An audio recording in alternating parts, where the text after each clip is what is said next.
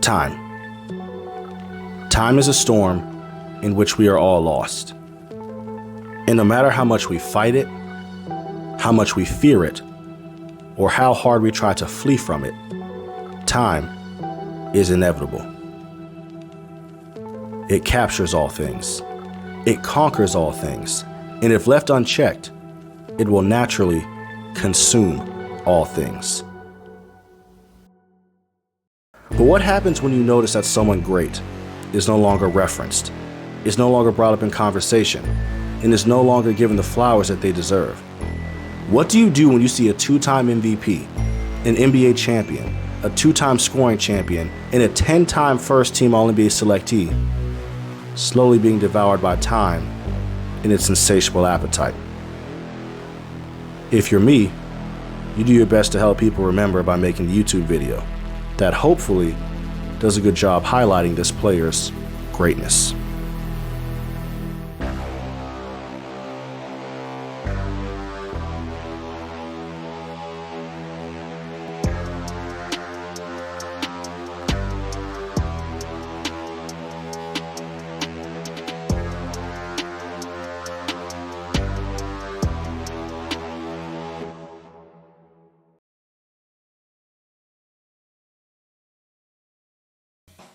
Robert E. Lee Pettit Jr., better known as Bob Pettit, was born in Baton Rouge, Louisiana in 1932. And although he would later become an NBA legend, Pettit's basketball journey did not have a prodigious start. As a high schooler, he would be cut from the varsity team both his freshman and sophomore years. But with hours upon hours of practice put into honing his skills and a 5-inch growth spurt, Pettit would go on to make the team as a junior and receive all-city honors. And then as a senior, he would lead his team to becoming a state champion for the first time in over 20 years. These accolades, coupled with his elite play, would be enough for him to be ranked the number 9 overall basketball recruit in the nation. And for college, he would choose to stay very close to home and attend LSU, located 8 minutes away from his high school. Just like all players prior to 1972, Bob couldn't immediately play on the varsity basketball team as a freshman. And after paying his dues his first year, Bob showed LSU fans what they've been waiting for, and it was nothing short of remarkable. In his 3 remaining years at LSU, Bob Pettit was a 2-time All-American, a 3-time All-SEC selectee, and the owner of virtually every single scoring and rebounding record in LSU history. And to this day, 70 years later, he still holds the record for the most rebounds in the game and the most rebounds per game for a season and a career at LSU. After his senior year, Bob would declare for the NBA draft, where he eventually would be taken 2nd overall by the Milwaukee Hawks in 1954.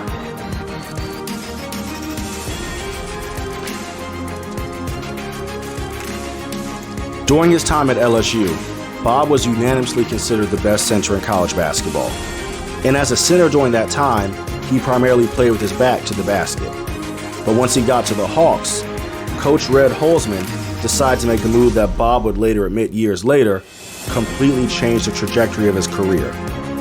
Red made a move that not only changed Bob Pettit's career, but unbeknownst to him, would ultimately change NBA history forever. Holzman decided to have Pettit switch from playing center to power forward. And this decision was in large part due to the fact that Pettit was undersized to play center at the professional level. He stood at 6'9", but only weighed 195 pounds. Holzman figured switching Bob to power forward would play more into his unique skill set. For a center, Bob was a very good jump shooter and was surprisingly elusive and agile for the position. So Red challenged Bob to work on his ball handling skills. And through hours of dedicated practice, just like he did as a kid working to make his high school team, Bob's handle became respectable enough to the point where it was no longer a glaring weakness in his game. And now Bob went from a back-to-the-basket center to a power forward who could shoot jumpers, attack the basket off the dribble, and with speed and elusivity, penetrate defenses and score at will. He had become what we now call a stretch 4, the first of his kind. For his rookie year, Bob averaged 20 points and pulled down 14 rebounds a game. He was named Rookie of the Year, was selected to the All-Star team, and was even named First Team All-NBA. And it was clear that the Hawks had found their star player for the foreseeable future. The following year, Bob improved his game and not only became more potent, but also more efficient as a scorer and dominated more on the boards. For that season, Bob averaged 25 and 16, won MVP, and led the league in scoring. And through Bob's MVP-level efforts, the Hawks had gone from the worst team in the league to now being a playoff team. But in that year's playoffs, Bob was less than stellar. He played well in the first round versus the Lakers, putting up 41 points to close out the series. But against the Pistons, he never scored more than 20 and only shot above 32% from the field once. And to make things worse, in a winner-take-all game, for a trip to go to the finals, Bob scored 16 points and shot a harrowing 19% from the field. And Pettit was at rock bottom. He had accomplished so much individually as a player in such a short amount of time. But when his team needed him most, in the most important moment, he failed them.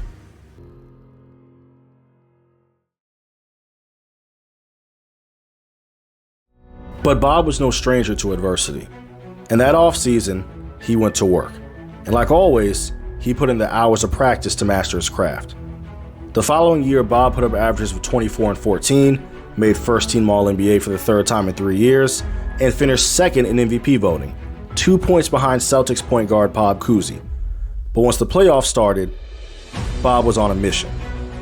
Bob and the Hawks set the playoffs ablaze and ran through their opponents, most notably the Lakers in the divisional round, where Bob averaged 29 and 13 on 49% shooting and closed out the series with a 35-point, 17-rebound performance to complete the sweep.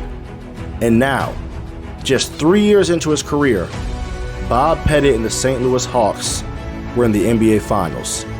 Where waiting for them once they got there were the Boston Celtics, with the league's MVP Bob Cousy and a rookie starting center by the name of Bill Russell. But it didn't matter who the opponent was. Bob knew that getting to the finals was no easy feat, and there was no guarantee he'd be back next year, as he had learned last season. It takes just one bad game, one subpar performance, one off night to have everything you worked for come to an end. So he refused to have his best chance to win a title squandered like it was last year.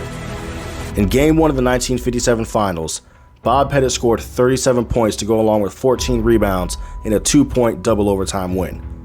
And Bob kept that same fiery intensity throughout games 1 through 6, as he put up averages of 28 points and 18 rebounds a game. And then came the series-deciding Game 7. In a game of this magnitude, Bob knew his team would need him now more than they ever have, and he would not let them down again. Bob scored 39 points to go along with 19 rebounds and hit 2 clutch free throws with 6 seconds left in regulation to send his team to overtime. Bob gave everything, playing all but 2 minutes in the game that went to double OT. Yet despite his Herculean efforts, the Hawks fell short, losing Game 7 by just 2 points. And in spite of him averaging 30 points and 18 rebounds for the series, it just wasn't enough. But once you've gotten that close to success, the only thing that matters from that point forward is finally succeeding. That next year, the Hawks had again secured the #1 seed in the Western Conference.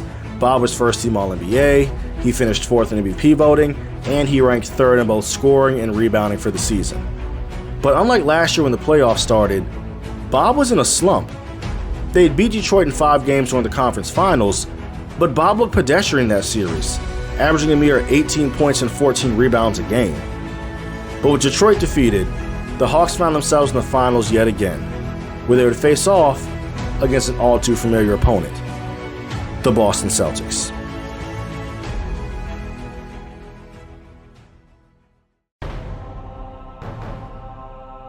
Bob came out firing in Game 1, putting up 30 points and pulling down 19 rebounds. But in Game 2, he scored a total of 19 points and only had 17 boards in a 24-point blowout loss. Game 3, he scored 32 points and pulled down 19 rebounds. But then in Game 4, he had 12 points and 17 rebounds on 17% shooting. He was as hot and cold as a player could be. Granted, when you're playing against one of, if not the greatest defensive player of all time in Bill Russell, you're bound to have an off game. But 2 games like the one he had in the finals were just unacceptable. So here he was in yet another fateful moment. The series is tied 2-2, and Bob just can't seem to string together a series of good games. But he'd been here before. He had been in this moment and underperformed. And he had been in this moment and shined, but still lost. So now, the only thing left for him to do was just to go out there and play freely. In Game 5, Bob Pettit scored 33 points and pulled down 21 rebounds in a 2-point win over Boston. But it was Game 6 where Bob Pettit cemented his ascension beyond the ranks of just a great player and would enter the realm of legendary players. Bob stepped on the court that night and made it his mission, come hell or high water, to single-handedly dismember the Boston Celtics. In Game 6 of the 1958 Finals, a closeout game, Bob Pettit set an at the time playoff record, scoring 50 points in regulation and pulling down 19 rebounds, all on 56% shooting from the field in a 110-109 win. The Hawks had finally won. They were champions. And what made this game so great was more than just the win over a team that had beaten him the previous year. It was the fact that Bob completely put the team on his back and led them to victory. In that game, Bob scored 50 points while the rest of his team combined to put up 60. And in addition to that, he scored 19 of his team's final 21 points to secure their 1-point victory. Bob had also set the record for the most points ever scored in a finals closeout game, a record he would have to himself for 63 years. That is until Giannis Antetokounmpo came along and tied it in 2021 with a 50-piece of his own in Game 6 versus the Phoenix Suns. And after just 4 years in the league, Bob Robert E. Lee Pettit had become an NBA champion. Unfortunately, in those days, the Finals MVP did not exist, as it would not become a thing for another 11 years. But if it had, Bob surely would have won it. So now, just 4 years into his career, Bob Pettit was an NBA champion, a league MVP, a scoring champion, was named Rookie of the Year, a 4-time first-team All-NBA selectee, a 4-time All-Star, and a 2-time All-Star Game MVP. He had done it all. In 4 short years, Bob had virtually accomplished everything a player could set out to accomplish. He had checked every box and hit every mark. But his already Hall of Fame career was far from over.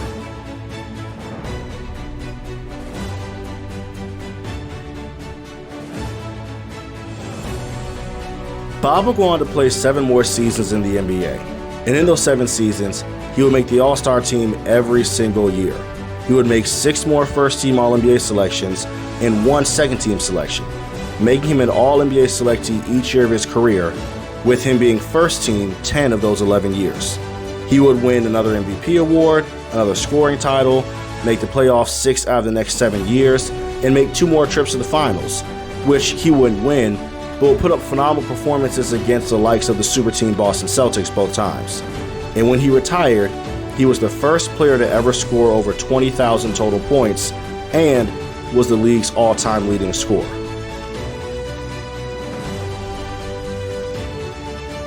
So who is Bob Pettit? And what is his legacy in the game of basketball? Bob Pettit is a pioneer of the game. He is revolutionary for the power forward position. He is one of the league's greatest rebounders. He was a fierce competitor, a devoted teammate, and one of the greatest that the game has ever seen.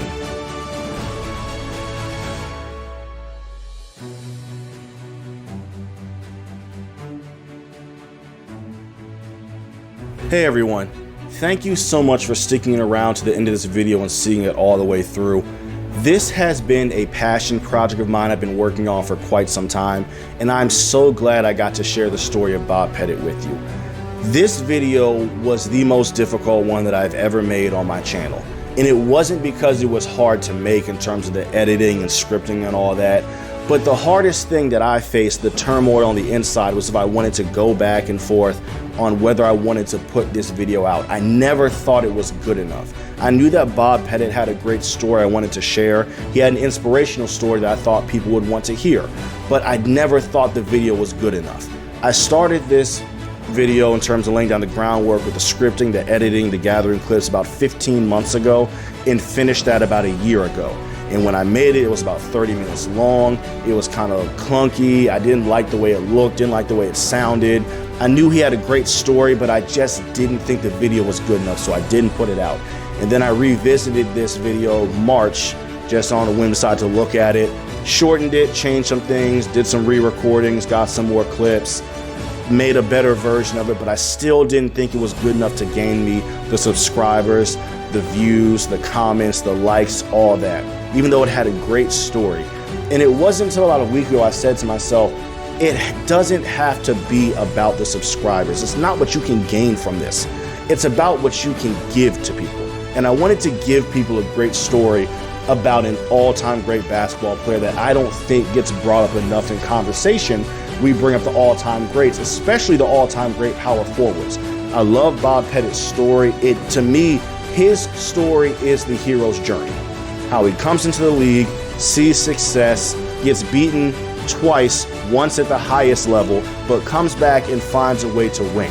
And that's something that I think that we as sports fans and sports media can learn to appreciate a bit more. It's great to celebrate the guys that win all the time, whether you're 11-1, 6-0 in the finals, but I don't think that while we're celebrating the guys that never, if very rarely, if ever lost, that we can't appreciate the journey that other players go to, whether it takes them 2 years, 4 years, 6 years, 8 years. There is a journey, there is a process, there is a passion that these players follow in order to reach certain levels of success that I think that media and fans don't appreciate enough because it's not perfect. So I wanted to talk to you guys about that, to share Bob Pettit's story. It is a story I find inspirational. It's a story that I think needs to be told, and hopefully you enjoyed it and learned something from it. And until next time, I'll see you on the next video. Peace.